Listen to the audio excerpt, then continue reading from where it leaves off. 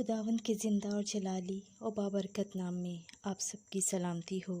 आज हम पढ़ेंगे तकवीन बाब 12। इब्राहिम की बुलाहट और रवानगी। और खुदावंद ने इब्राहिम से कहा, तू अपने वतन और अपने इकरिबा के दरमियान से बल्कि अपने बाप के घर से रवाना हो और उस सरजमीन में चल जो मैं तुझे दिखाऊंगा। मैं तुझे एक बड़ी कौम बनाऊंगा, तुझे बरकत दूंगा और तेरा नाम सरफराज करूंगा। सो वो बरकत का बाइस होगा। जो तुझे बरकत दें मैं उन्हें बरकत दूंगा, जो तुझ पर बददुआ करें उन पर मैं बददुआ करूंगा। जहान के कुल कबीले तुझ में बरकत पाएंगे। बस इब्राहिम खुदावंद के कहने के मुताबिक रवाना हुआ और लूत उसके साथ चला। और इब्राहिम जब हारान से रवाना हुआ 75 बरस का था। और इब्राहिम अपनी बीवी साराई और अपने भतीजे लूत और जो उनकी मलकियत थी और उन आदमियों के जो हारान में उन्हें मिल गए थे लेकर कनान की सरजमीन में जाने के लिए निकले। और वो कनान की सरजमीन में आए और इब्राहिम उस मुल्क में मकाम शिकम में मोरा के बलूत तक गुजरा। उस वक्त मुल्क में कनानी थे। तब खुदावंद इब्राहिम पर ज़ाहिर हुआ और कहा कि ये ज़मीन मैं तेरी नस्ल को दूंगा। और उसने वहाँ खुदावंद के लिए जो उस पर ज़ाहिर हुआ था एक कुर्बान गाह बनाई। और वहाँ से रवाना होकर उसने बैतल के मशरिक में एक पहाड़ पर अपना खैमा खड़ा किया। बैतल इसके मगरिब और आई इसके मशरिक को था। और वहाँ भी उसने खुदावंद के लिए एक कुर्बानगाह बनाई और खुदावंद का नाम लिया। फिर इब्राहिम रफ्ता रफ्ता नजबा की तरफ गया।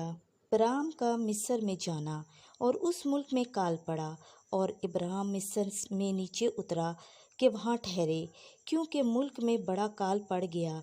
जब वो मिस्र में दाखिल होने के करीब था तो उसने अपनी बीवी साराई से कहा, मैं जानता हूँ कि तू खूबसूरत औरत है और जब मिस्री तुझे देखेंगे तो कहेंगे कि ये उसकी बीवी है और मुझे मार डालेंगे और तुझे रख लेंगे।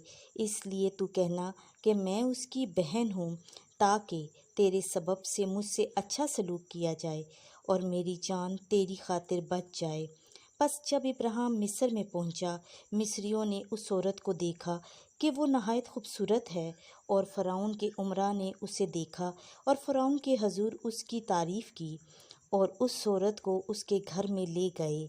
और उसने उसके सबब इब्राहिम से अच्छा सलूक किया, हत्ता कि उसे भेड़ बकरियां और गायें बैल और गधे और गुलाम और लोंडियां और गधियां और ऊँट मिले।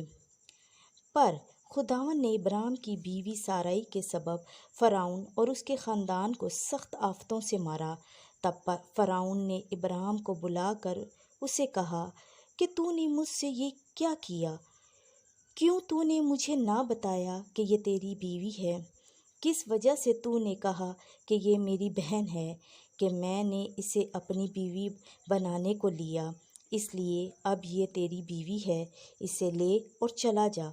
और फ़िरौन ने इब्राहिम की बाबत अपने आदमियों को हुक्म दिया और उन्होंने उसे और उसकी बीवी को बमा सब कुछ के जो उसका था रुखसत कर दिया।